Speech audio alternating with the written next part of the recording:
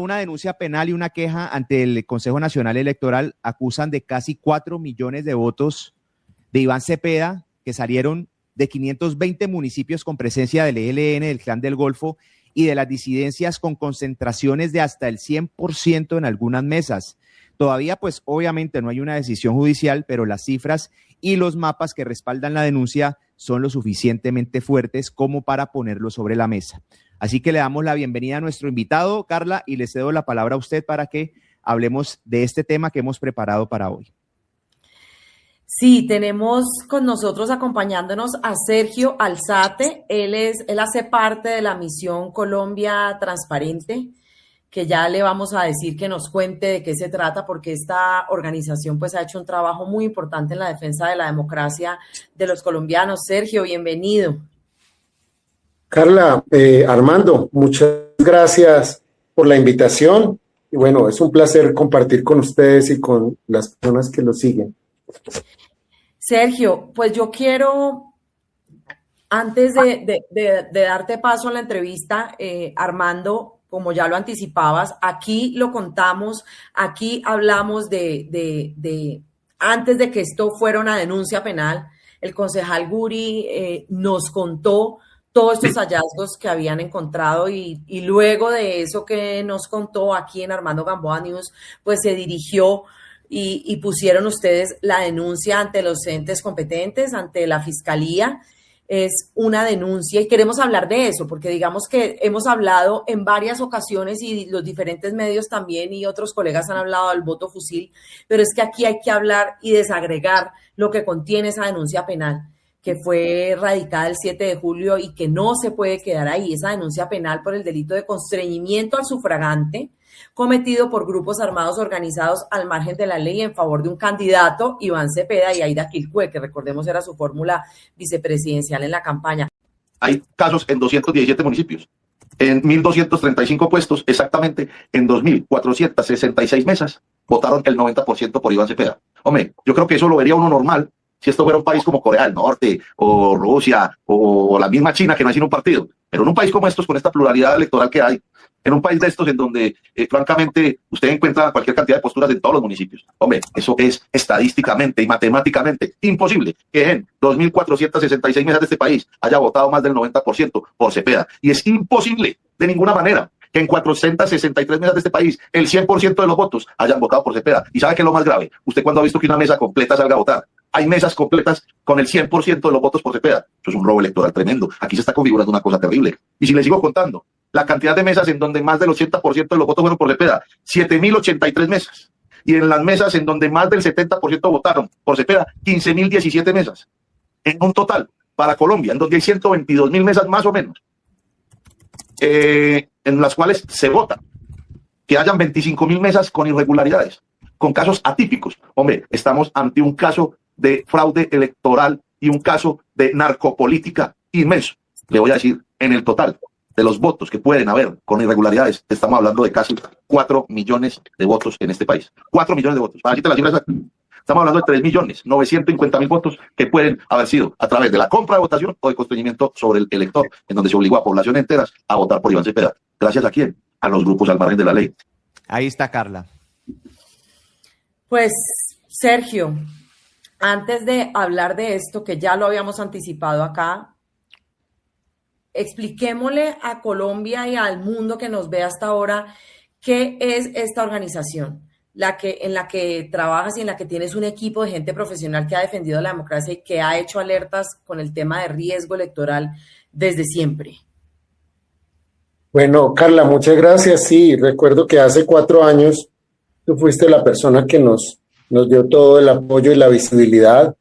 Como habíamos empezado muy pequeños y hicimos unos trabajos. Colombia Transparente se dedica a hacer la revisión de temas electorales. Yo llevo 20 años en este ejercicio y la corporación lleva 4 años. Lo primero que hicimos fue evidenciar hace 4 años pues todo el tema del fraude electoral, que también le sirvió al pacto histórico. Y bueno, aquí vamos. Estamos defendiendo la patria, defendiendo la democracia. Sergio, exactamente esta denuncia que ustedes hacen es muy puntual. Ustedes se encargaron de revisar las mesas, de revisar los puntos de votación, pero es que estamos hablando de una cifra que es alarmante. ¿Y sabe qué me llama la atención? Que muchos de los usuarios, cuando hemos hablado de los suscriptores de estos temas, me dicen, Armando, pero es que fueron 4 millones, mucho antes inclusive de la denuncia. Los suscriptores ya tenían claro todo esto que estaba pasando en el país. Sí, en efecto, Armando y Carla, esto no es una situación que sale, digamos, como originada por nosotros. Realmente es a petición de la población. Cuando uno ve el mapa electoral el día 21 de junio, pues uno dice, bueno, lo primero que me dijeron cuando yo estaba viendo allí, me dijeron, bueno, ¿y qué grupos hay en esas zonas? Yo, bueno, ahí queda ELN, CLAN, queda FAR, en fin. ¿Y qué grupos estaban? Fue lo que me preguntaron. Entonces esto es una narcopolítica. Fue lo que me contestaron las personas, o sea, sin entrar a mirar estos detalles.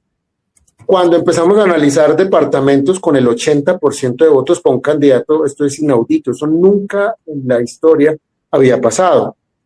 Entonces ya empezamos a bajar la situación a municipios y teníamos municipios hasta con el 100% de votos por Iván Cepeda, 90, 95, 99%. Bueno, esto es muy raro. Entonces ya empezamos a analizar puestos y ya puestos enteros, el 50% de un puesto votando 100% por Iván Cepeda en mesas. Entonces uno empezaba a ver una serie de cosas, pero detallar esto es complejo y cuando empezamos a analizar las 123,000 mesas, empezamos ya, hubo un concejal de Medellín que se llama Andrés Tobón, del partido Creemos. Él hizo un debate y mencionó que habían más de 300 mesas con el 100% de los votos. Entonces decíamos, bueno, hay más gente viendo lo que estamos percibiendo nosotros.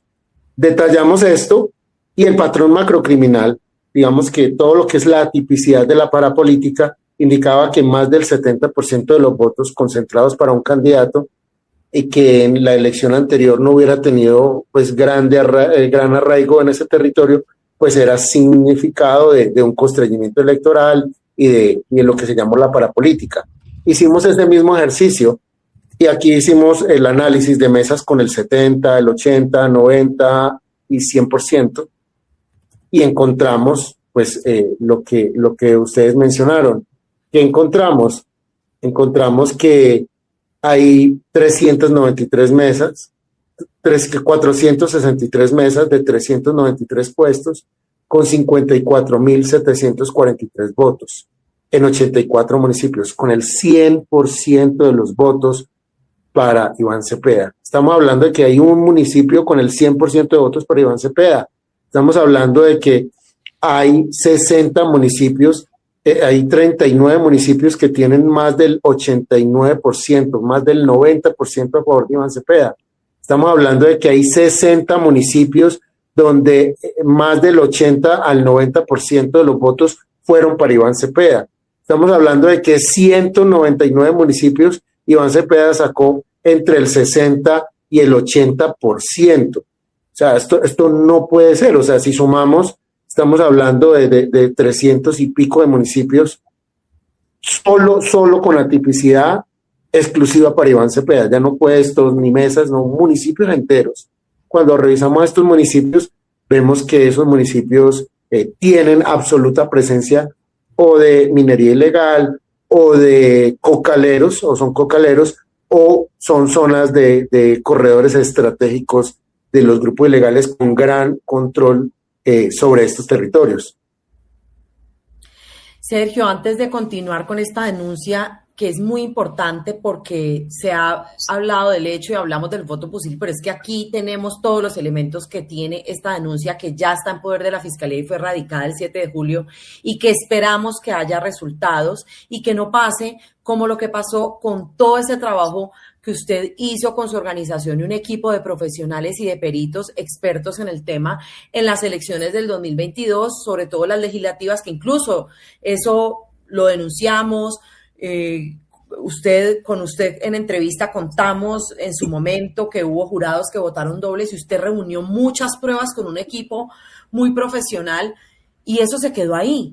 Recordemos eso que usted ya había investigado con un equipo muy poderoso y no pasó nada con eso. Hablemos de esa denuncia de que ya se anticipaba con el desayuno lo que iba a hacer en almuerzo en estas elecciones también 4 años después. Claro, Carla, pues el anuncio que hicimos hace 4 años era que se había habilitado para una doble votación para los jurados y que eran 300.000 jurados que podían votar 2 veces. ¿Por qué se dio esa alerta? Porque yo era candidato al Senado, yo después renuncié, pero a mí me ofrecieron que yo pudiera meter personas como jurados de votación y me explicaron la dinámica. Yo grabé cómo fue la oferta y eso lo entregué a la Fiscalía. Y allí, cuando fueron las elecciones, pudimos comprobar que las personas podían votar 2 veces, como jurado en una mesa y como ciudadano común y corriente en otra dentro del mismo puesto. Que la estrategia que había planteado desde la registraduría en ese momento, quienes hacían la oferta, es que el secreto era poder hacer que la persona quedara asignada en un mismo puesto, pero en distintas mesas, para votar 2 veces. Eso la Fiscalía pues no lo ha querido investigar a fondo porque dice que requiere mucho personal del CTI cuando es algo muy sencillo de verificar. Si en el E11 aparece votando como jurado y si aparece votando como testigo electoral, donde están estas personas. No lo han querido profundizar y esperamos que en el nuevo gobierno se le dé impulso a esto que fue el inicio del gran apoyo que recibió el pacto histórico hace 4 años. Y hoy tenemos esta situación que es la narcopolítica, el apoyo de los grupos criminales para Iván Cepeda. Armando, permíteme un comentario antes de que vayas con tu pregunta sobre este tema, porque además de que se evidencia el antecedente de que ya estaban ensayando, se nos vino el mundo encima como denunciante y como periodista que reveló en primicia esta información, porque el entonces registrador Alexander Vega lo negó hasta lo que más pudo y además nos amenazó, sobre todo a mí, con denuncias, con injuria y calumnia, y finalmente tuvo que salir a reconocer que efectivamente los jurados habían votado doble y por eso habían aparecido más votos, y gracias a eso aparecieron un montón de curules para el pacto histórico. Bueno, en ese momento era la Colombia Humana, ¿no? En el 2022. Entonces, Armando, como puedes ver, esta organización ha hecho un ejercicio muy serio por revelar todas las irregularidades que se vienen gestando desde el 2022, pero que infortunadamente no han sido investigadas. ¿Ibas a decir algo, Sergio, ahí?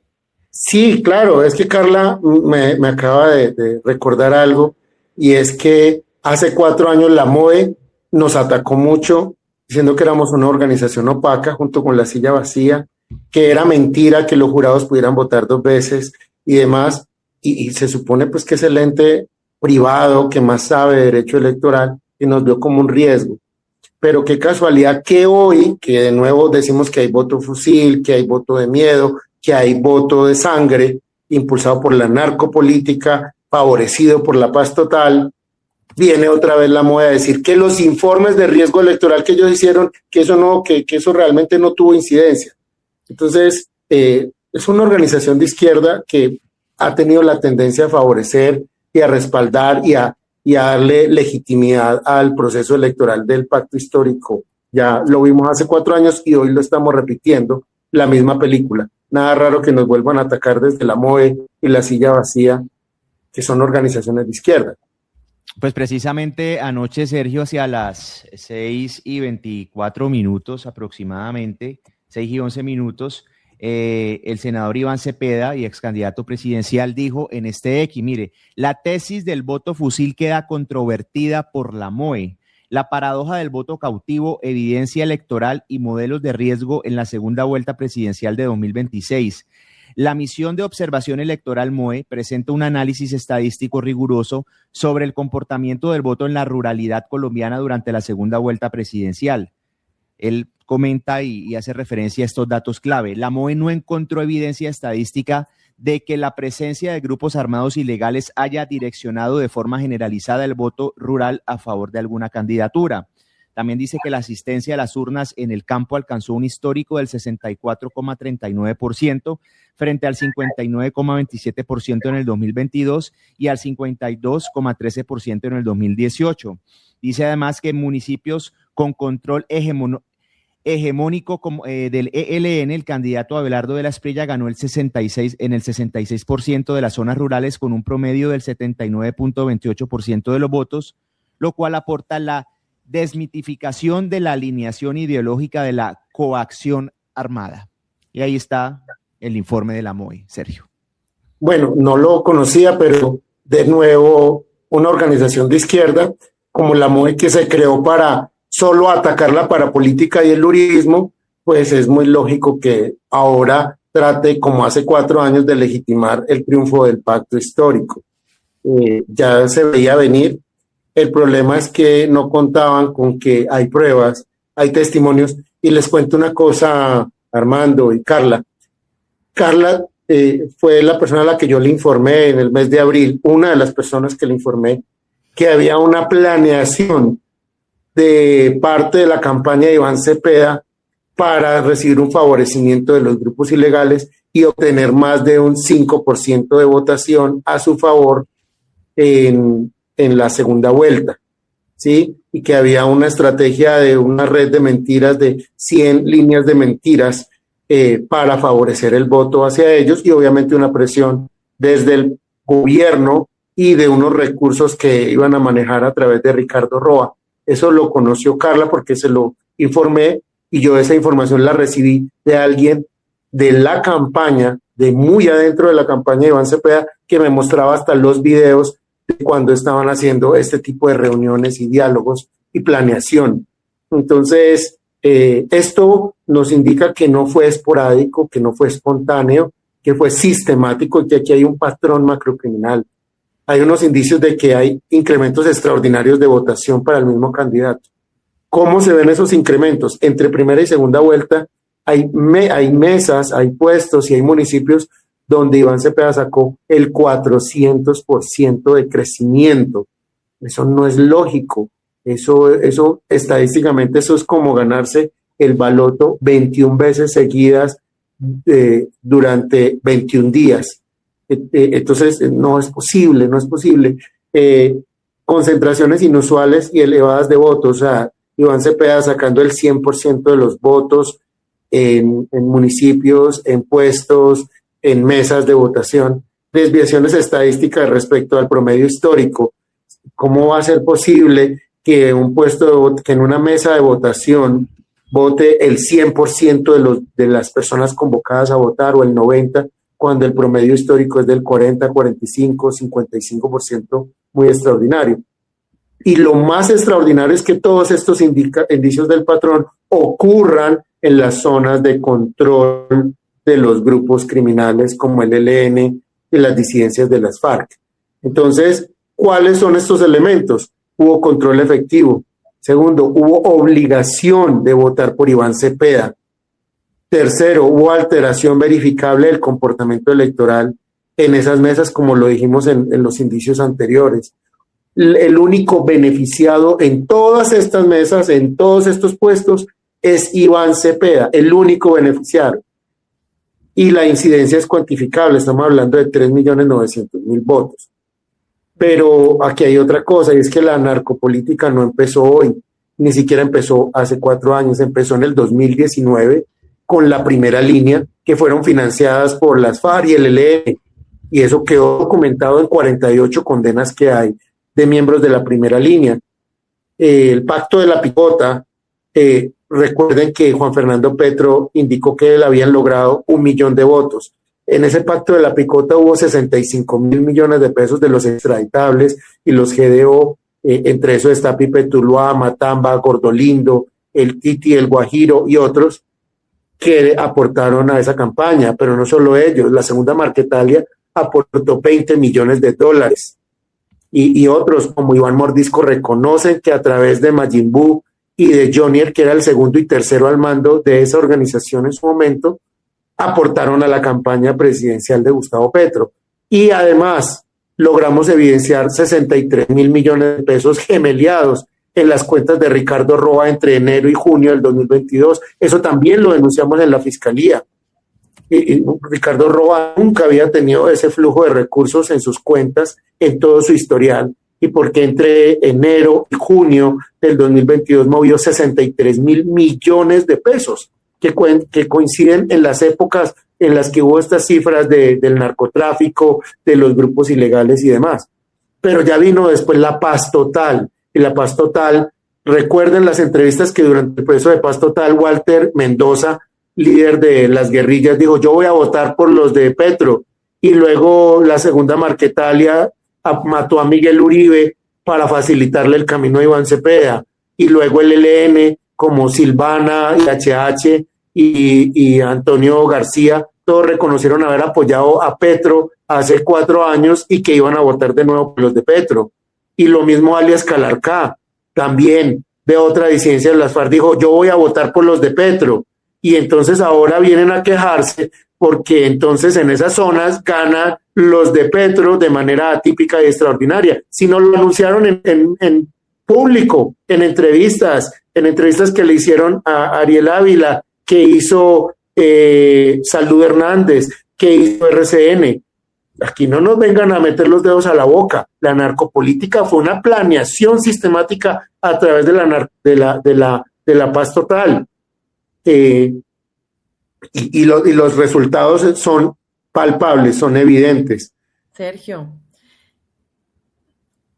usted nos está haciendo unas revelaciones muy, muy, muy importantes y muy delicadas. Aquí estamos, según lo que usted nos está contando, para darle contexto a nuestra audiencia, sabemos que hubo un pacto de la picota, porque eso lo confesó el propio hermano del presidente Gustavo Petro, que estuvo en las cárceles buscando, a cambio del perdón social, que luego se llamó paz total, buscando apoyo de extraditables en las cárceles. Sabemos que en ese momento en todas las cárceles, en las mesas de las cárceles, ganó Gustavo Petro en su momento. Estamos hablando de que ese fue como el ensayo, como el laboratorio, aunque dices que viene desde antes por el mal llamado estallido social, pero digamos en el 2022 ensayaron el mecanismo y lo fueron perfeccionando hasta tener un pacto 2.0, donde ya intervinieron presuntamente otros grupos que aportaron recursos y apoyo político, electoral y también armado a cambio de los beneficios de la paz total. Absolutamente. Hace 4 años, qué casualidad que quien estuvo también en el pacto de la picota haciendo la visita a los extraditables y a los de los GDO fue también Iván Cepeda. Iván Cepeda ha sido parte estructural de toda esta narcopolítica. Estuvo en el pacto de la picota con Juan Fernando Petro, con Danilo Rueda y todo el combo de los bandidos de siempre. Después, en la paz total se la inventó Iván Cepeda. Qué casualidad, y qué casualidad que es el delegado para hablar con el ELN, que finalmente lo favoreció electoralmente. Entonces, aquí ha habido un proceso de narcopolítica que se ha ido consolidando y que no esperaban perder. Ellos le dieron a la narcopolítica a toda, como dice Abelardo de la Espriella, a toda, a lo que dé, y no les dio. Y ahora van a tener que responder en Colombia y en el exterior, en Colombia y en los Estados Unidos, porque es que aquí hubo vínculos con grupos declarados terroristas por el gobierno americano, y aquí hubo unos pactos tácitos. Aquí no pueden venir a decir que sistemáticamente todos los grupos empezaron a beneficiar a Iván Cepeda porque sí, porque no. Aquí claramente hubo un compromiso absoluto. El Frente 36 de las FARC en el nordeste antioqueño obligó a las personas con mensajes, con audios, que los tenemos, y en muchas otras partes, y desplazaron a personas, les pusieron multas, amenazaron a otros, asesinaron a periodistas para favorecer el terror, el miedo, generaron controles de peajes, de horarios, carnetización, despidieron a los generales que hablaban de la carnetización, y en esos lugares donde hubo carnetización, Iván Cepeda sacó el 90%, el 100%, el 80% de los votos. Aquí que no nos vengan a decir, mire, en el Valle del Guamués, en el Putumayo, donde está el proceso de concentración de la coordinadora guerrillera de los comandos de frontera, que es una facción de la Segunda Marquetalia. Allí Iván Cepeda en todas las mesas y en todos los puestos sacó más del 80% de los votos. Y entonces, donde tienen pleno control territorial estos grupos, entonces fue casualidad que todos votaran por Cepeda. No, eso no es así. ¿Ustedes tienen pruebas de todo lo que se está diciendo y se las han entregado las autoridades en Colombia y los Estados Unidos? En Estados Unidos no hemos entregado las pruebas aún, pero en Colombia lo que hicimos fue abrir el caso y hemos estado recolectando pruebas. Obviamente estamos esperando tener garantías de la Fiscalía, porque si se filtra la información, pues matan a los testigos. Qué casualidad que los pueden suicidar, como los testigos que han suicidado en el gobierno Petro. Entonces tenemos que cuidar las fuentes, cuidar las personas. Mira, desde los comandos de frontera teníamos información de que tenían que garantizarle más de 100,000 votos a Petro, y Petro sacó a Cepeda y sacó 123,000 votos en el Putumayo, y en sus zonas de influencia sacó más de 50,000 votos. Entonces, esto no es normal. Ayer veíamos, Carla, a Gustavo Petro hablando de un fraude de 848,000 votos, y mire aquí lo que estamos hablando, cifras de 4 millones de votos, Carla. Sí, esto simplemente se queda uno aterrado de escuchar todo lo que está revelando aquí Sergio, porque digamos que conocíamos la denuncia, nos habíamos anticipado aquí con el concejal Guri, diciendo todo lo que habían encontrado de la tipicidad, pero ya con la denuncia y con una de las personas involucradas en la investigación, pues uno se sorprende de ver cada vez más pruebas. Sergio, hablabas de la importancia de proteger a los testigos, y de hecho es una de las solicitudes de la denuncia, es proteger a los testigos que tienen todas las pruebas. Pero te pregunto a ti, ¿hay miedo también? ¿Has sido amenazado, perseguido? Porque esto que estás haciendo es importante y es complicado. Sí, pues evidentemente pues estamos tocando al vocero de la narcopolítica, al que ha sido aliado de las FARC toda su vida. Estamos tocando al heredero de las FARC, del terrorismo, y obviamente al heredero de todo un proceso de estrategia de toma del Estado. Pero claramente sí necesitamos protección, y bueno, esperamos que el nuevo gobierno sí nos dé las garantías. Veo muchos comentarios, la gente nos pregunta, bueno, ¿y las denuncias? ¿Hasta cuándo? ¿Quién se va a hacer cargo de esto? ¿Qué se necesita para que le den la importancia a esta denuncia que se está haciendo y vaya a los entes que debe ir? O sea, este es un tema muy, muy, muy delicado, muy complejo, pero ¿hasta dónde va a llegar? Sí, nosotros vamos a ir hasta el fondo. O sea, nosotros vamos a ir hasta la curul de Iván Cepeda y la vamos a anular. Pero ¿qué necesitamos? Testigos. En este momento estamos buscando testigos uno por uno en los municipios, en los 84 municipios en los que él sacó el 100% de los votos. Estamos buscando testigos en esos 199 municipios donde él sacó el 70% y más de los votos. Estamos buscando testigos donde hubo ese crecimiento exponencial del 400%, 240%, 200, 120%, como Campamento, Angostura, Anorí, Guadalupe en Antioquia, San Felipe en Guainía, Manaure, en La Solita, Caquetá, en Amalfi. Son municipios donde sacó más del 90% de crecimiento entre primera vuelta y segunda vuelta. Todas las formas de atipicidades, al menos tener un testigo y una prueba en estos territorios. Pero no solo eso, estamos buscando que las entidades gubernamentales también nos certifiquen qué conocieron ellos, los gobernadores, el Ministerio de Defensa.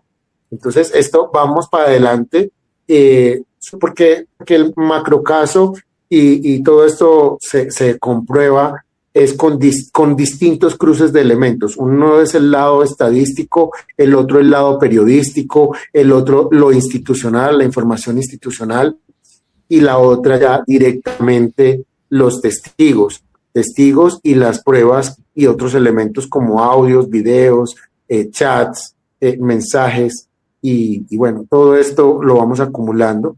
Tenemos personas que pusieron tutelas, denuncias en primera vuelta. Entonces, lo que esperamos con estos programas, Armando y Carla, es que la gente se anime a aportarnos pruebas.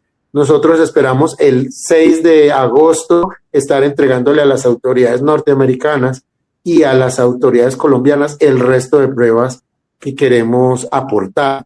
Entonces, les pedimos que por favor se sumen y nos aporten, los que los puedan contactar a ustedes, a Carla, que nos aporten la mayor cantidad de pruebas, que le vamos a dar un manejo adecuado.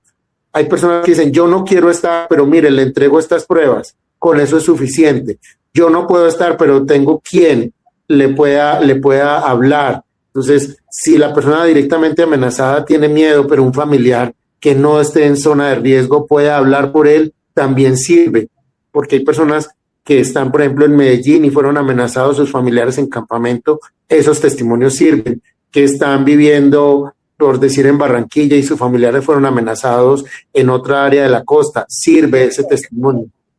Sergio, pues es un llamado, y antes de continuar, pues aprovecho el llamado a la acción que hace Armando ahí. Les agradecemos su conexión para que este contenido llegue a muchas más personas. Recuerden comentar, darle like y por supuesto compartirlo para que todo el mundo se conecte y escuche también este llamado de testigos para que se vinculen a este caso y se reúnan más pruebas.